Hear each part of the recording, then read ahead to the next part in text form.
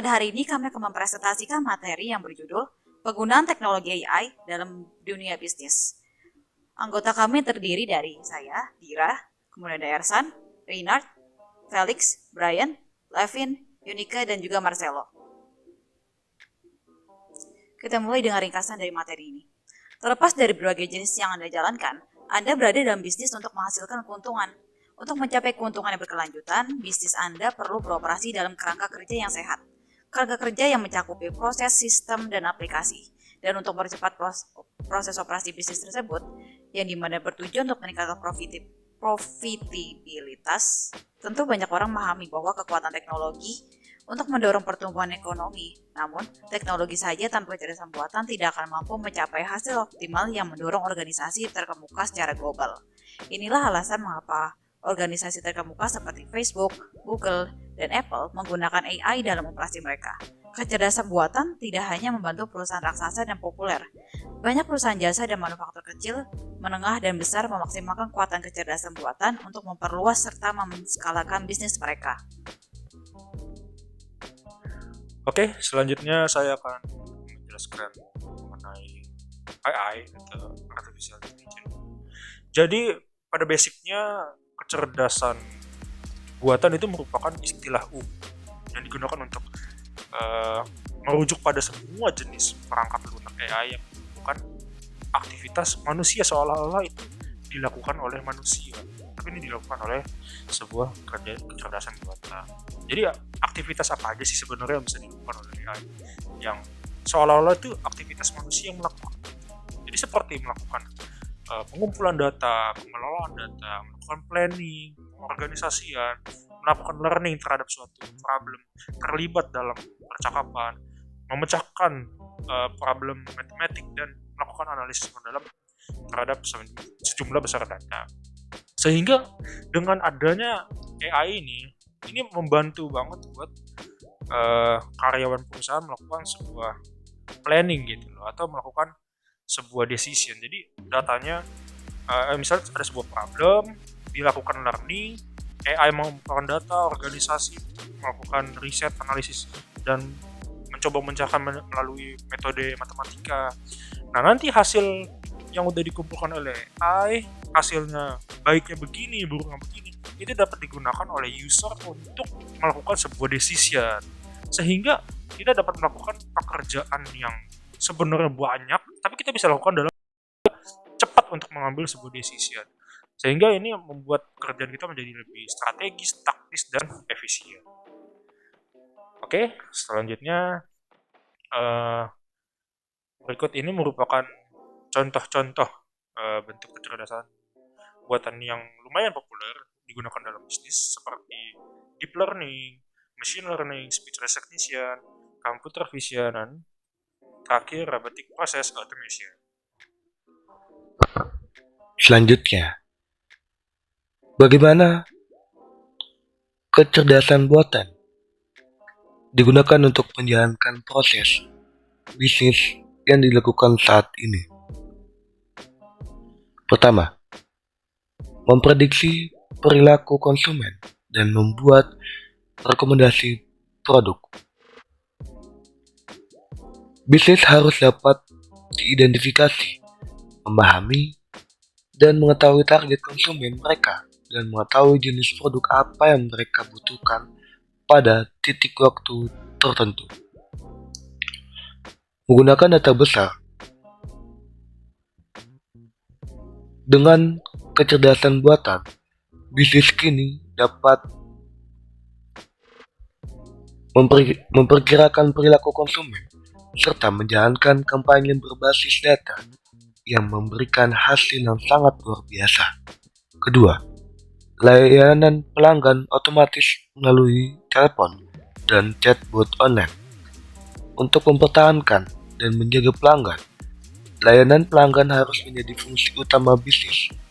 Namun, ini berarti bisnis harus mempekerjakan staf layanan pelanggan yang sangat besar untuk menangani semua pertanyaan pelanggan dan memberikan dukungan kepada pelanggan.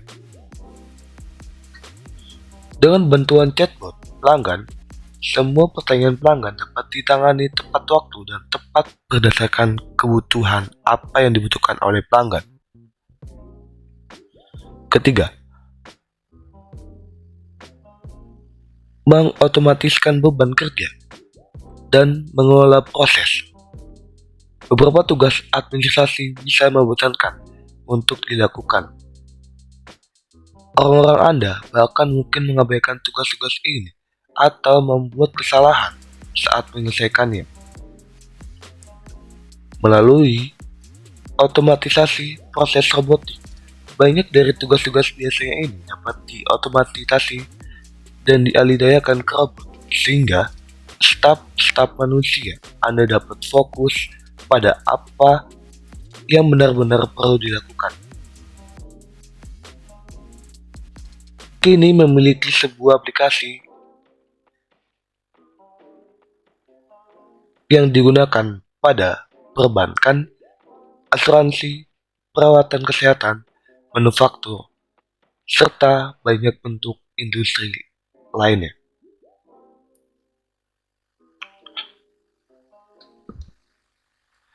Selanjutnya, data manajemen.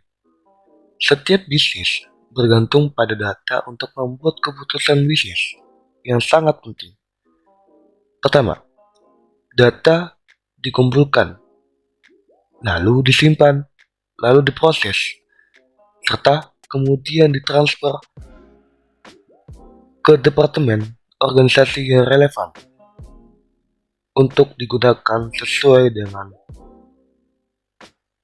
apa yang dibutuhkan. Kecerdasan buatan dalam hal ini dapat digunakan untuk mengisi formulir, memperbarui file, mentransfer dan file referensi silang sesuai dengan kebutuhan kita. Dengan fungsi ini,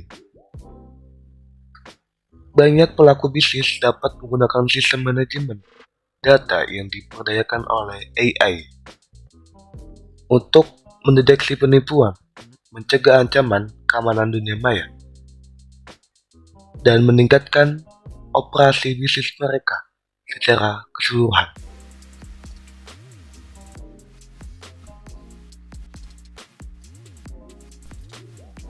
Selanjutnya adalah contoh teknologi AI dalam bisnis. 1. Neural network. Neural network adalah sistem yang dapat belajar. Mereka bertindak tidak hanya sesuai dengan algoritma dan formula yang diberikan, tetapi juga berdasarkan pengalaman masa lalu. Selanjutnya kami akan meninjau struktur dan prinsip fungsinya sedikit lebih detail. Mari kita lihat beberapa contoh aplikasi penerapan neural network di berbagai area.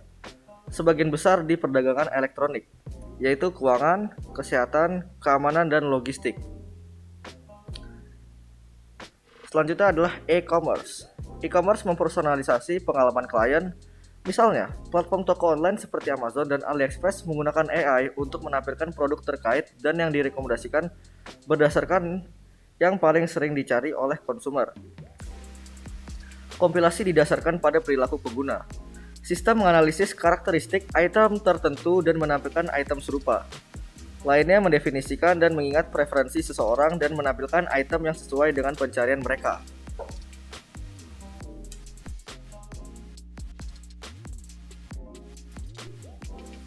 Selanjutnya ada keuangan.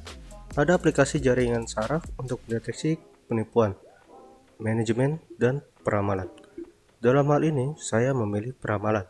Misalnya, Print Profit Startup adalah perangkat lunak yang menggunakan jaringan saraf pembelajaran mendalam untuk memberikan perkiraan tentang berbagai instrumen keuangan, seperti mata uang, cryptocurrency, saham, berjangka, dan lain-lain. Selanjutnya ada kesehatan.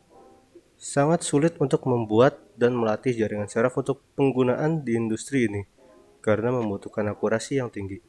Selama bertahun-tahun, tampaknya merupakan fantasi untuk menggunakan teknologi ini untuk memeriksa pasien dan mendiagnosis mereka. Tapi akhirnya, itu menjadi mungkin. IBM Watson adalah kecerdasan buatan paling kuat di dunia. Butuh waktu 2 tahun untuk melatih jaringan saraf untuk praktik medis. Jutaan halaman jurnalis medis, rekam medis, dan dokumen lainnya telah diunggah ke dalam sistem kami untuk tujuan pembelajaran.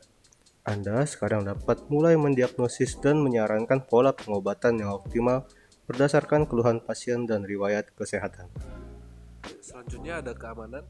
Salah satu contohnya adalah ICSP Neural dari Symantec. Ini melindungi dari serangan dunia maya yang menentukan perangkat USB buruk yang mengandung virus dan mengeksploitasi kerentahan zero day. Selanjutnya ada logistik. Industri ini membutuhkan banyak manajemen yang harus dilakukan secara manual oleh karyawan dari banyak perusahaan. Namun saat ini, jaringan saraf mampu melakukan perutaian dan pengiriman. Ini adalah program visibilitas yang bekerja dalam mode waktu nyata. Ini membantu untuk merencanakan dan memantau rute dan juga memprediksi waktu pengiriman. Selanjutnya yaitu ada robotika. Robotika dalam cabang AI yang terdiri dari teknik listrik, mekanik, dan komputer untuk desain konstruksi dan aplikasi robot. Contoh kasusnya yaitu ada Proteus, yaitu sebuah robot seluler otonom pertama Amazon yang hingga saat ini sulit untuk mengintegrasikan robotika dengan aman ke dalam ruang fisik yang sama dengan manusia. Kami yakin bahwa Proteus akan mengubah hal itu dengan tetap cerdas, aman, dan kolaboratif. Proteus menggunakan teknologi keamanan, penginderaan, dan navigasi canggih yang dikembangkan oleh Amazon untuk bergerak secara mandiri di sekitar fasilitas. Robot dibangun untuk secara otomatis diperintahkan untuk melakukan tugasnya dan bergerak di sekitar karyawan. Itu berarti Anda tidak harus terbatas pada area yang terlarang. Ini dapat bekerja dengan cara yang memperbesar. Selanjutnya adalah kardinal. Dengan kardinal, pengertian paket terjadi lebih awal dalam proses pengiriman, sehingga waktu proses di fasilitas lebih cepat. Operasi pengiriman Amazon berjalan lebih lancar karena kardinal mengonversi pekerjaan manual berbasis batch menjadi pekerjaan otomatis yang berkelanjutan. Saat ini, kami sedang menguji prototipe kardinal untuk menangani paket hingga 50 pound. Dan kami berharap dapat menerapkan teknologi tersebut di pusat pemenuhan tahun depan. Selanjutnya, Amazon Robotic Identification. Umpan balik dari karyawan mengarahkan kami untuk membuat Amazon Robotic Identification atau ARID, kemampuan pemindaian bertenaga AI dengan visi komputer, inovatif, dan teknologi pembelajaran mesin untuk memungkinkan pemindaian paket yang telah lebih mudah di fasilitas kami. Saat ini, semua paket di fasilitas kami dipindai di setiap tujuan. Dalam perjalanan di pusat pemenuhan, pemindaian ini saat ini dilakukan secara manual. Paket tiba di workstation. Paket diambil dari tempat perkumpulan paket oleh karyawan dan menggunakan pemindaian tangan atau yang bisa disebut manual. Karyawan menemukan kode barang dan memindai item secara manual, sehingga karyawan memindahkan kode barang kepada kode barang yang pemesanan paket secara manual. Sistem penyimpanan kontainer. Produk peti kemas adalah inovasi lain yang telah diciptakan untuk meningkatkan keselamatan di tempat kerja. Di banyak pusat pemenuhan Amazon, karyawan saat ini mengambil atau menyimpan barang kerak bergerak saat produk bergerak melalui proses pemenuhan pesanan pelanggan.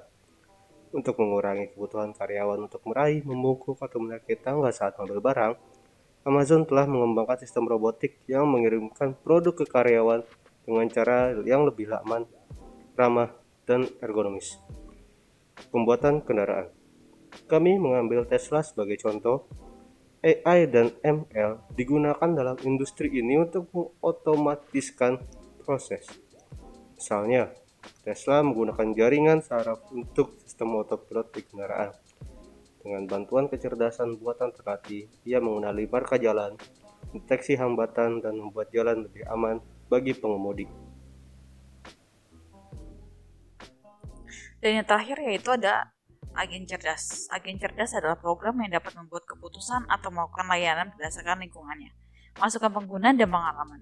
Program-program ini dapat digunakan untuk mengumpulkan informasi secara mandiri pada jadwal reguler dan terprogram atau saat diminta oleh pengguna secara real-time. Agen cerdas juga bisa disebut sebagai bot yang dapat merupakan kepanjangan dari robot.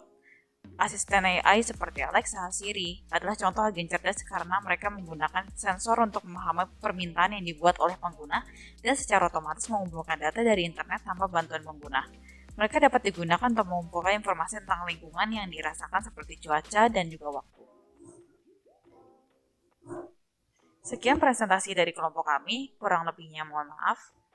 Terima kasih, selamat siang.